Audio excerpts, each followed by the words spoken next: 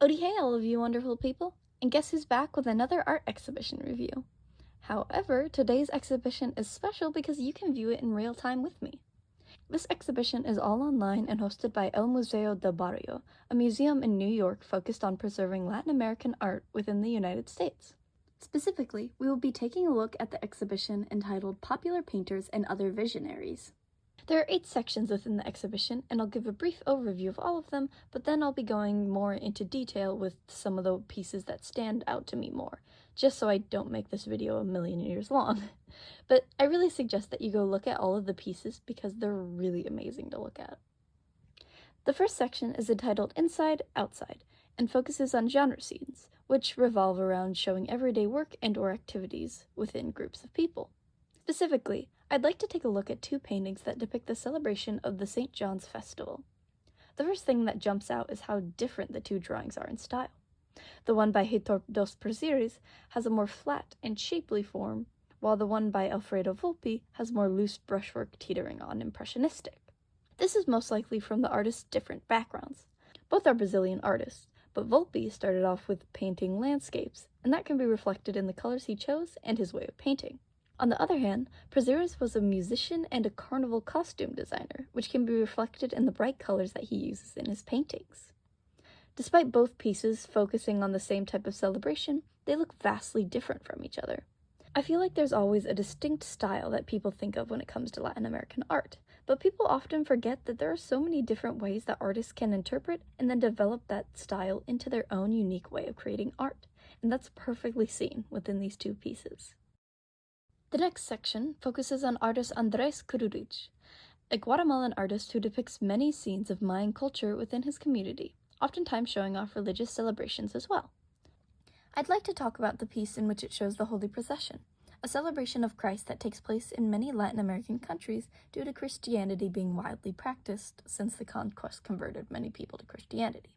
Just as an overview, this piece screams syncretism. This is a very European and Christian practice that has been transferred and integrated within Guatemalan culture. On top of that, the biggest visual representation of the fusion of ideals is seen within the floats themselves. The floats display figures of Jesus with the Lamb, St. John, and roses as a symbol of the Virgin of Guadalupe, who is one of the most prominent symbols of syncretism.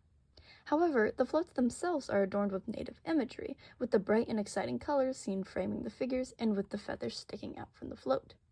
The coming together of these ideals is the exact definition of syncretism, and it can be seen not only within this piece, but throughout many other pieces made by Kururich. The next section is entitled Visible and Visible, and focuses on African-based religious groups and ceremonies within Latin American spaces. It shows various religious paintings to better showcase artists who align with the religious beliefs and want to showcase them, even though many people try to suppress them. This depicts different spirits and deities, such as La Sirene, who is a Haitian mermaid spirit, along with various religious ceremonies such as voodoo. The next section focuses specifically on Mexican artist Martin Ramirez and his experience being an immigrant to the United States. And a surprising fact is that a lot of his pieces were made while he was hospitalized within a psychiatric institution, which he was put in for presumed mental illnesses that he was diagnosed with. Many of his pieces display his Mexican identity and repeating patterns, possibly referencing the repetitive monotony of being institutionalized while being unable to communicate with other patients who spoke English while he did not. The next section is entitled Utopias in the Margins, and showcases architectural setups in the Americas and how they could be, if not for the exclusions and segregations that happened in reality. The first section depicts beautiful and bright cityscapes where people are able to be with each other and celebrate who they are and their country. The second part juxtaposes this ideal world with the reality of oftentimes more dull and smaller housings that look feeble in comparison to the large buildings of their more wealthy neighbors. The next piece I want to focus on is a piece from the section focused on Jose Bernardo, entitled They Amuse Themselves. In this, it depicts a beachside with various women who are naked and seemingly showing themselves off while playing in the sand and water. It's done in a very naturalistic way, and I firmly believe that this painting is kind of a big ol' middle finger to Gauguin. Gauguin was the man who basically coined primitivism through sexualizing native women.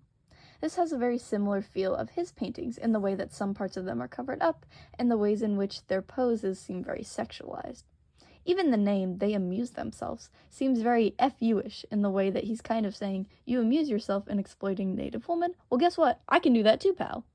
Which, while I understand the sentiment, if that's what he was going for, he's still possibly exploiting women, which isn't super cool of him to do. This next section, entitled Restless Bodies, perfectly sums up the pieces within it. They are all bright and bold pieces filled to the brim with energy, all depicting human or animal bodies. This explores the connection of humans and nature and the way that they both inspire intense emotions and feelings, as seen through the bright and energetic pieces displayed.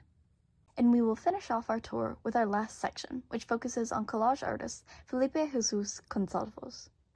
These paper-based collages depict various expressions of political and social experiences. He takes political figures and distorts their forms, using various capitalistic cutouts to comment on his experience as a Cuban immigrant and a laborer in the United States. I hope you enjoyed getting to look at all of the wonderful art that was shown in the video, but I hope even more that you go and check out these pieces that were not shown, which I kind of purposely didn't show this so that you can get FOMO and check it out yourself, because I guarantee they are amazing to interact with. Thank you for watching, and I hope to see you next time, but that's all from me. Odie May signing off.